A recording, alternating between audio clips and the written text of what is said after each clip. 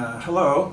I'm going to continue with opinions and answers to questions that viewers have sent in. If you think I'm saying something incorrectly or you have something to add, please do that in the comments below this video.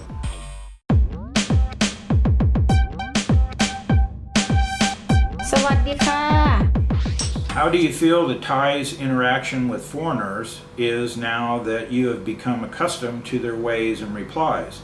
Is it honest, and do retailers put a sale before a genuine reply, or a Thai just say something that won't hurt your feelings?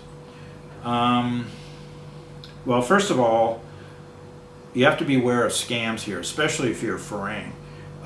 When we stop to get a santao or a tuk-tuk, or we buy something, I'll see them a lot of times. They'll look at me, they'll look at my wife, because my wife's the one trying to do the transaction, but then they'll look behind her and see me, and you know, I'm a Farang, so that means money.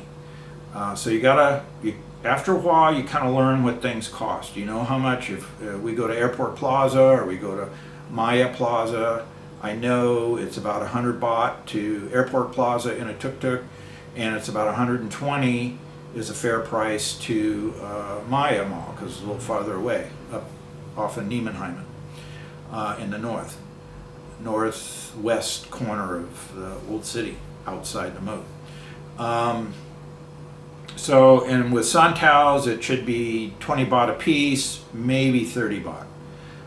Sometimes at night the prices will get a little more expensive, but especially now where there isn't that many customers, the foreigners coming to Chiang Mai at least have definitely been cut back. There's not as many people. There were not as many people during high season, and now we're coming off. If the first santao wants to charge too much money, goodbye, go to the next santao. Same thing with tuk-tuks. In the case of buying clothes, you kind of, most of the things my wife buys is 150 baht, 200 baht, 250 baht. She bought a couple of shirts today. She bought a couple of shirts yesterday. It was 420 baht for 2 pieces of top clothing. And today it was about the same, 450 baht or something for 2 pieces. Is it honest, or do retailers put sale before a genuine reply? Well, just always be aware of being scammed, because they're here to make money, and we haven't. So you always got to guard against that. On the other hand, there's a lot of really good Thai people that I've met here. Very real, very caring. So, it's like anywhere else. There's good people and there's bad people. So I would say just be aware of scams, of being scammed. The next question, do you wish you should have learned to speak Thai before you came to live in Thailand? Not really. You can get by, especially in Chiang Mai, you can get by not speaking. I've talked to people that have been here 20 years and don't know how to speak Thai. Everyone picks up words, and the longer you hear, the more words you pick up. No, I don't wish that I learned to speak more Thai. My strategy has been to hang around with other people that did speak Thai. First, it was Mick, who speaks good enough Thai to get around, and then it was my wife, and I let my wife do all of that. Anything that we need to do that involves Thai, she can do. In the case of me not speaking Thai, when my wife and her friends are speaking Thai or others are speaking Thai, I just ignore them. Generally, my wife doesn't really include me in the doesn't really let me know what they're talking about so that you could sort of follow along. Sometimes others will. And a lot of that, it depends on how well they speak English. And how much they've been exposed to other people who speak English as a natural language, a native language. For me, if you were in a conversation with a group of people sitting around a table, you'd want to try to include everyone. Even if they didn't understand what it was you were talking about, you would try to include them. And they don't necessarily do that here. They'll yak yak in Thai, and I just ignore it because I don't know what they're talking about anyway, yet. They make applications on smartphones that are translators. My wife's phone is a Samsung Galaxy S5, and she can speak to it in Thai, and it will translate it into English and display it on the screen and say it verbally. And the reverse is true. You can speak to it in English and it will translate it into Thai and display the Thai and say it verbally.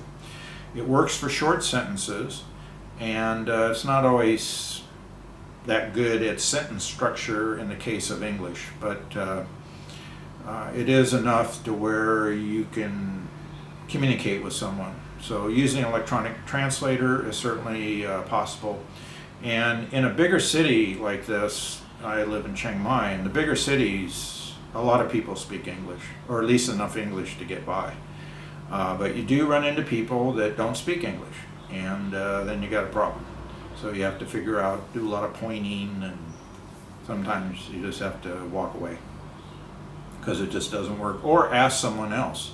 I know I took a trip to Europe and Russia in 1993, and I was with a couple from New York, and we were just happened to be walking around the Kremlin in Moscow. And when it came time to go back on the to our hotel on the subway, we were at the top of the subway entrance to the subway, and there was a couple of different ways you could go, and it was in Russian only. So the girl, the lady, wife of the guy I was with, just started yelling out. Anybody speak? It was at rush hour. Everybody was coming home from work. People going everywhere, and she just started saying really loudly, "Anybody speak English? Anybody speak English?" And within half a minute, somebody stopped, said, "Yes, I do," and told her what our problem was, and they said that way. So that works, at least in that case. So you could try that here. If you go to smaller areas where there maybe isn't a lot of Farangs, go there. It gets more difficult if you don't speak Thai. Next question. Are there topics of conversation that should not be mentioned by foreigners, such as corruption reported by police and others? Yeah, you probably don't want to be too negative in talking about Thailand. So the best thing is just not to go there, not talk about that. The Thais themselves will complain about this or complain about that or whatever, as anybody does anywhere. But in the case of foreigners, especially if you're around Thais, it's just good not to go there. Don't talk about politics or controversial things that could become controversial. Just don't go there. Is Chiang Mai immigration still understaffed and a chore to undergo for anything other than a 90-day report? I'm on a 1-year visa based on retirement. Every year on my anniversary of entering the country, I have to go to immigration and do some paperwork, pay a fee, and renew my 1 year for the following year. And in addition to that, every 3 months, every 90 days, I have to go to immigration and fill out some paperwork and tell them where I'm living. If I move, they give you like 24 hours. You have to go to immigration and tell them where you have moved to. Same kind of deal like you're doing the 90-day report. The 90-day report currently does not have a fee, but you do have to go to immigration and do the paperwork. They give you, for the 90-day report, it's 2 weeks prior to your date and 1 week after. And if you're after, they start fining you. So I know one of the 4 times I went last year, I had kind of forgotten about looking at my passport. They stamp it in your passport or they staple it in your passport when the next date is that you have to go in for the 90-day. Well, it just happened that the next day was my last day of the 1 week after, so we made it under the wire.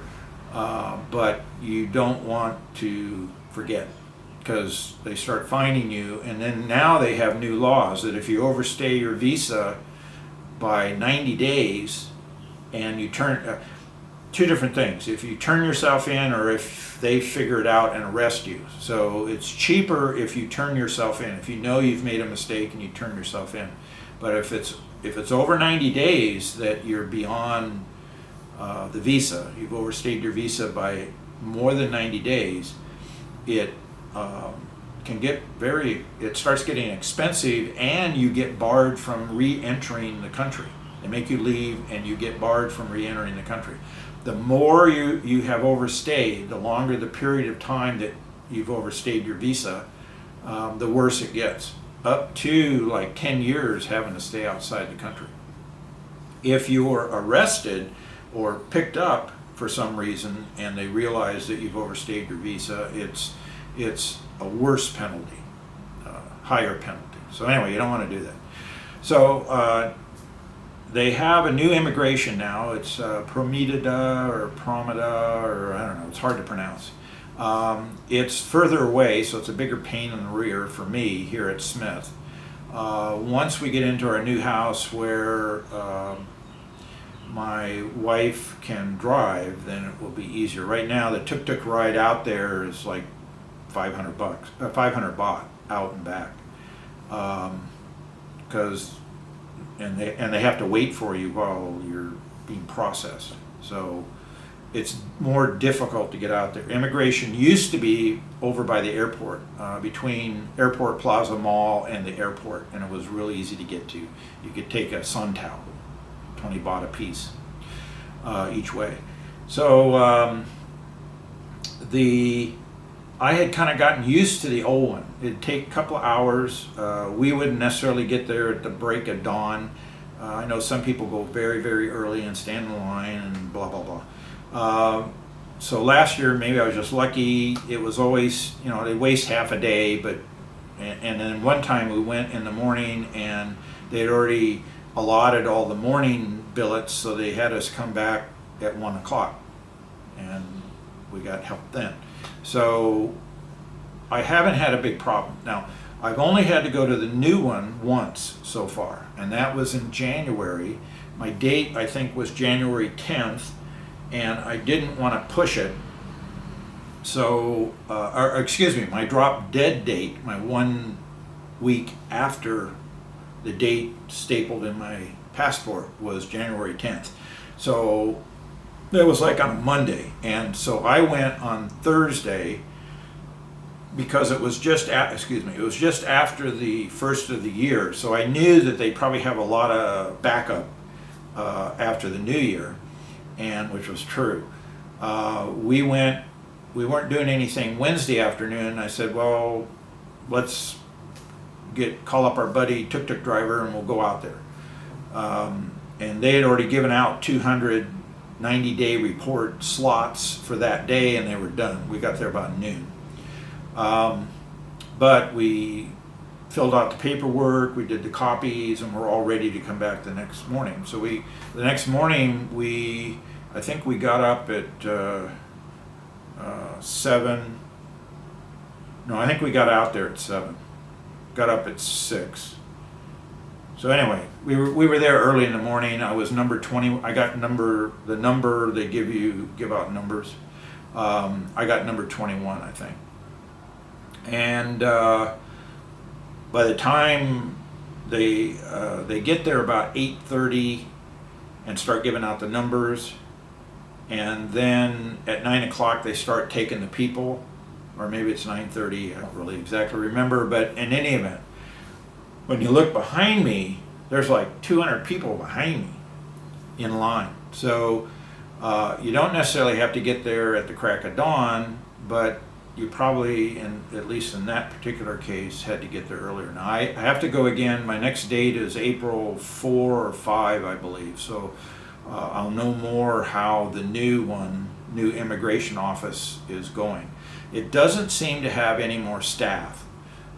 They are computerized for the 90-day report. When the first time that I did my 90-day report, it was handwritten, and then they maybe entered it into a computer. Anyway, It's computerized now. So once you get in there, it took us about 2 hours. I think we spent about 2.5 hours, including waiting in line. So that wasn't too bad. This last time in January. But like I say, I'll know better in April, because that will be hopefully not after a major holiday, and we'll see if they are any better. And they had 4 different lines. One was for a 90-day report, and I don't know what the other one's for, but all of the lines were very long when it came time when they actually started letting people in. Next question. Have you had any bad experiences since your arrival with people? If so, how did it come about and how was it resolved? Bad experiences. Well, the way they drive here drives me nuts. It's very dangerous when we go down to cross the road towards Chiang Mai Market. That's a very dangerous intersection. And the people there, some of it is because of the way that they have the signal lights positioned. But it has a crosswalk and it has a crossing light, and you push the button and wait for them to stop traffic. Sometimes it takes a while, minute to 2 minutes. It can be very long there sometimes. You're waiting. Well, the traffic doesn't always stop, and so you have to be careful before you step off the curb. And even when the other cars have stopped, you'll still get the occasional idiot, and part of it is because they drive on the left side of the road. That's different from the U.S., but they're driving on the left side of the road, and they're allowed to turn left without stopping. So even though the light has turned red for them and the crosswalk people have gotten the green light, drivers will still try to turn left. And that intersection is especially bad because there's not only a left-hand turn, full left-hand turn, but there's sort of a left-hand turn. It's a Y to go. You can go 3 ways. You can go straight ahead, which they usually stop for, or you can go slightly to the left, which they usually don't stop for always, and then you can make a hard left turn. So you always have to be careful, especially if you're on that side of the road trying to cross the street. Before you step off, make sure the cars and motorbikes and whatever have stopped and intend to stop. The second problem is in that particular one, they only give you 10 seconds. So you've already wasted a second or two before the traffic stops, and it runs out of the time before you get fully across the road in a lot of cases. And they don't wait here. As long as there's nobody in the crosswalk, they'll keep going. They'll start up again and go. They don't wait until the light turns green for the traffic to proceed. So that kind of stuff really bothers me here. Then once you get across the moat to the market street, there is no crosswalk and there is no crossing light. So what they kind of do there, and it's so busy, especially on Saturday nights when it's Saturday market, what they do there is the cars just kind of slow down and they kind of go slowly along. And I'm used to when you want to cross, I come from the land where pedestrians have the right of way, and if you're crossing the street, the car is supposed to stop. Well, they don't do that here. They just, if most of anything, they sort of slow down. Now you can kind of make them stop by putting your hand up and try to walk consistently across the street, and they'll sort of maneuver around you, hopefully not running you over. But getting used to the cars, and there's a lot of traffic in front of that market, so that's dangerous. That kind of bothers me sometimes. But I'm starting to try to not get upset, and I try to tell myself when I'm getting ready to cross the street, mellow out, go with the flow, and try to get across the street without getting run over. But that does bother me. Has living in Thailand changed you in any way? It may take family and close friends to tell you if you don't see the change yourself.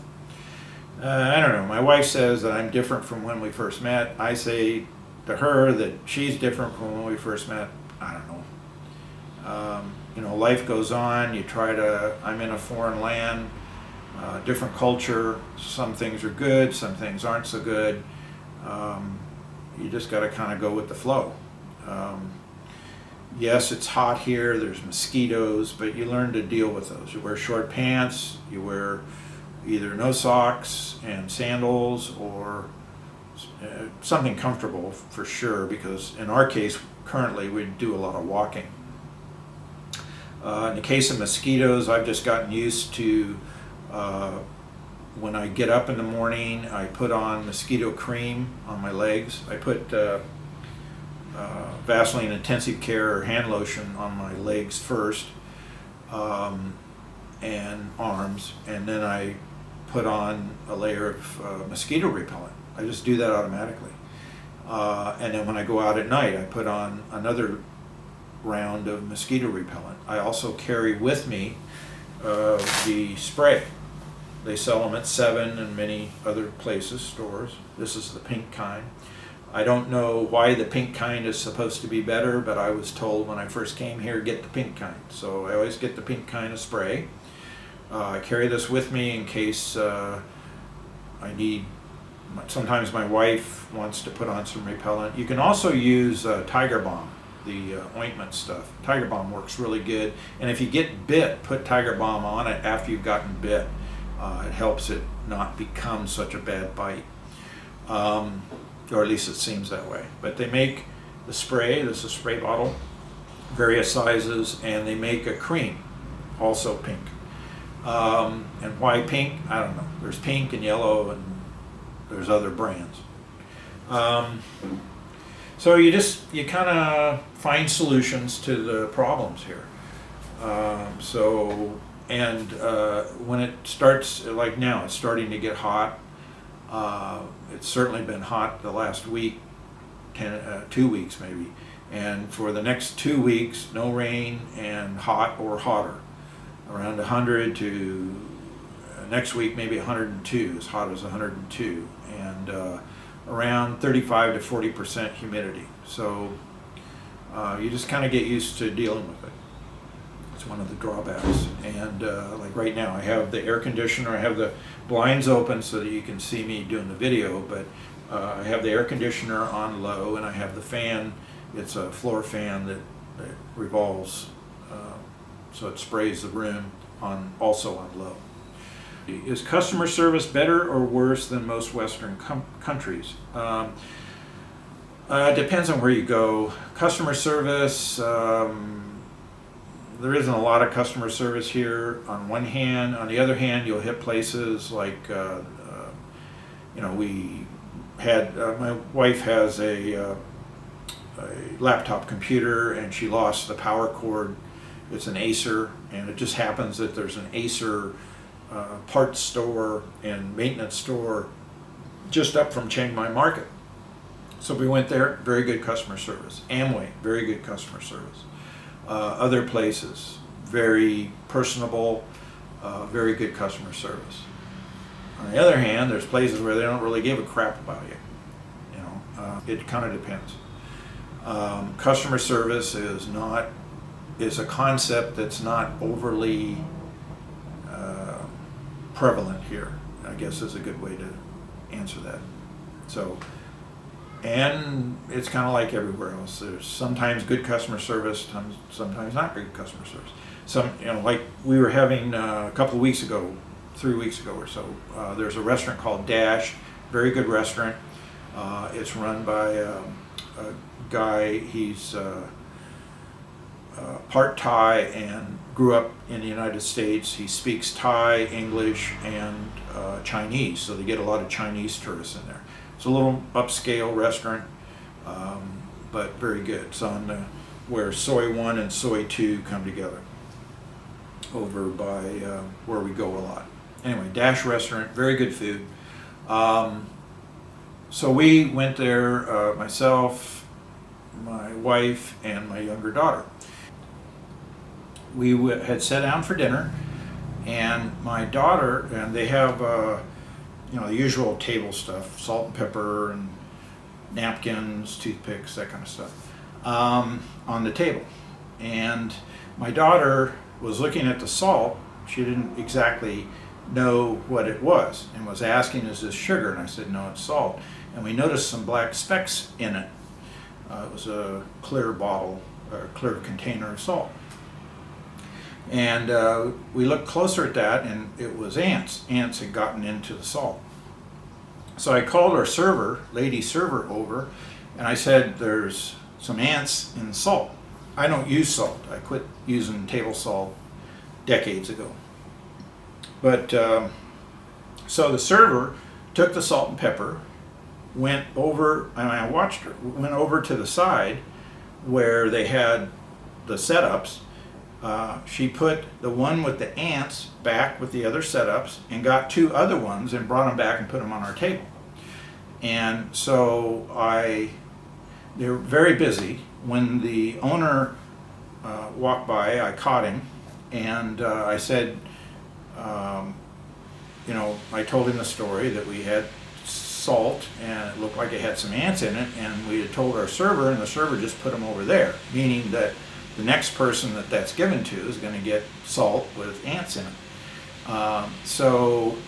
And he immediately went and looked, took it, dumped it out, and then asked which server it was so that he could go have a word with them. So customer service in that regard, she's just someone who works as a server in a restaurant, young Thai girl. It wasn't in her experience to actually, she took it away and gave us a new one. That's good. But that isn't the only problem. The problem was there was ants in that container and it should have been dumped, and she didn't do that. So, but the owner, who speaks multiple languages and runs a very nice restaurant, knew exactly what to do. So customer service, sometimes it's good, sometimes it's not good. And sometimes it's non-existent. They just don't, it doesn't occur to them to do that. Next question, have you had enjoyable discoveries with new Thai food that you didn't think was your thing? Well, I don't like overly spicy Thai food, and the Thais generally do. When my wife and whoever else is eating with us is going drinking a lot of water, they're eating some pretty hot food. I like a little spice is good. In some cases I wish it was more like Chinese food, or at least the Chinese food that we call Chinese food in California, because I like that.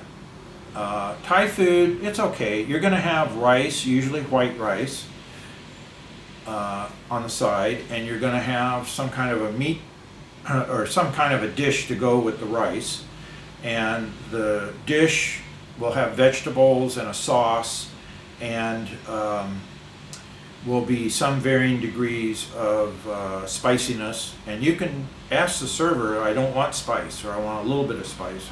You can ask them, and they'll try to get it to your to what you want.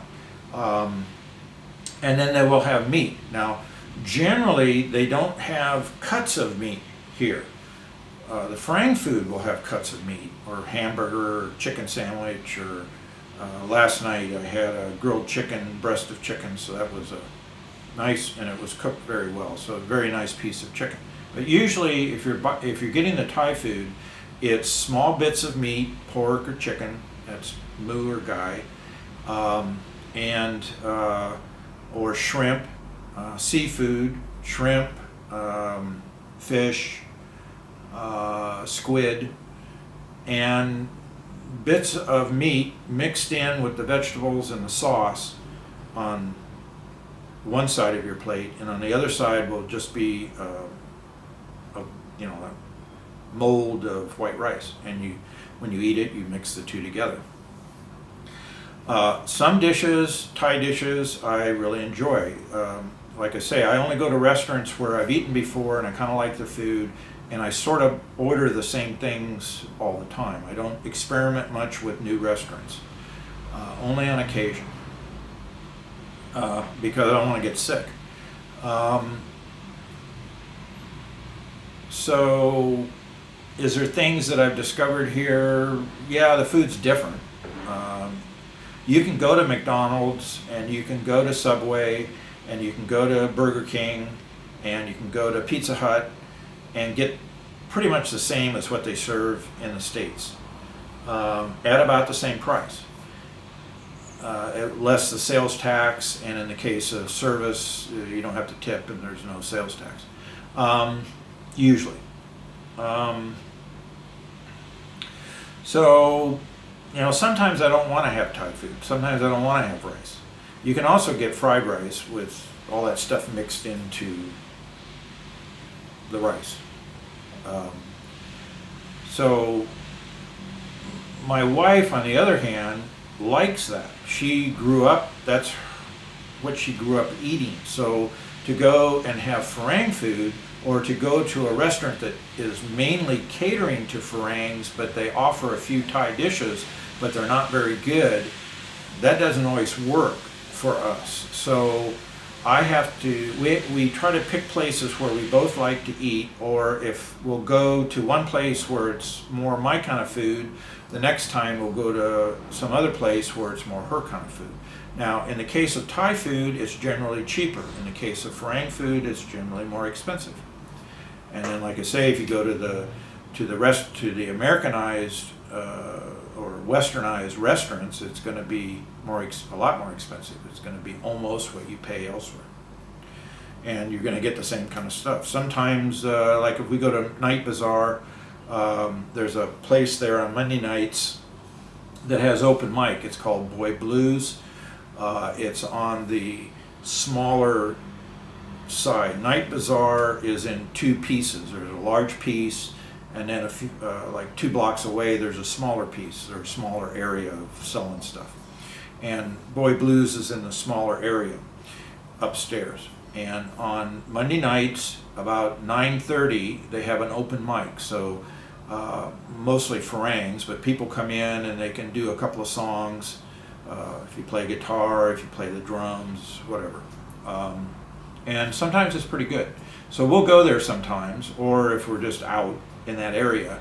And afterwards, a lot of the street food vendors, if we come out of there at 11 o'clock, they're open till midnight. If you come out of there at 11:30, everything's closed for the most part. So we'll go to McDonald's and I'll get a Big Mac.